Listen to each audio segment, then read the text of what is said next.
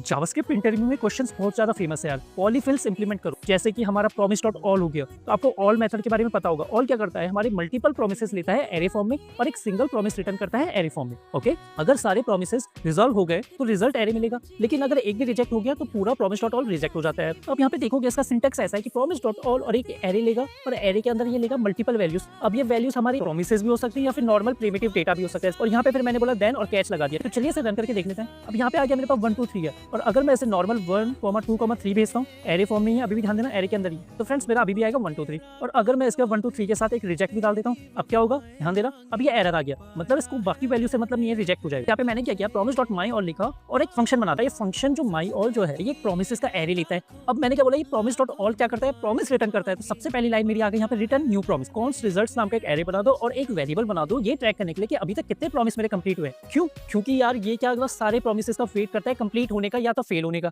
अगर सारे promise complete हो गए उसके बाद ही वो आपको रिजल्ट देगा एक साथ। तो मैंने बोला कंप्लीटेड इक्वल टू 0। तेरी प्रॉमिसेस का जो एरे था मैंने इस पे लगा दिया loop, promise dot for each. अब मेरे को एक एक प्रॉमिस मिलते रहेंगे यहाँ पे। अब इस प्रॉमिस में एक नंबर भी हो सकता है, नॉन प्रॉमिस भी हो सकता है, कुछ भी हो सकता है। और यहाँ पे दूसरा इंडेक्स। तो मैंने क्या बोला, अगर मेरा प्रॉमिस होता है जो वैल्यू है, अगर 1 है या 2 है, प्रीमिटिव वैल्यू है, मतलब प्रॉमिस में रैप है ही नहीं। तो मैंने यहाँ पे बोला फ्रेंड्स इसको रैप कर दो, वैल्यू को रैप कर दो रिजॉल्व के अंदर, प्रॉमिस डॉट रिजॉल्व, और यहाँ पे डाल दो 1 2 जो भी आपका आ रहा है। और मैं आप कह रहे हो कि नहीं यार ऊपर से तो प्रॉमिस ही फॉर्म में आया था, तो कोई दिक्कत ही नहीं है ना। अगर प्रॉमिस डॉट रिजॉल्व के अंदर आप वापस प्रॉमिस को रैप कर देते हो तो कोई दिक्कत नहीं है फ्रेंड्स। हमने ये ऑलरेडी डिस्कस कर दिया था अपनी पुरानी कुछ वीडियोस में, ठीक है। एन लेवल ऑफ नेस्टिंग भी होना तो देन मेरा आपकी वैल्यू निकाल के दे देगा डायरेक्ट। तो इसलिए मैंने यहाँ पे प्रॉमिस डॉट रिजॉल्व लिखा। मैं ये नहीं लिख सकता कि प्रॉमिस डॉट देन, मैं ये नहीं लिख सकता। क्यों नहीं लिख सकता? क्योंकि अगर प्रॉमिस ये मेरा नॉर्मल वैल्यू हुई, तो अगर ये नॉर्मल 1 हुआ तो फिर ये तो कोड तो मेरा फेल हो जाएगा, क्योंकि ये बोलेगा कि यार देन तो एग्जिस्ट ही नहीं करता है यार 1 पे। इसलिए मैंने उससे पहले रैप कर दिया। अब रैप करने के बाद मेरे को देन का एक्सेस है। अब फ्रेंड्स यहाँ पे ध्यान देना, वैल्यू आया और मैंने बोला रिजल्ट्स के इंडेक्स में डाल दो वैल्यू को। देखो रिजल्ट्स के 0 पे डाल दो वैल्यू को, फिर कंप्लीटेड प्लस प्लस,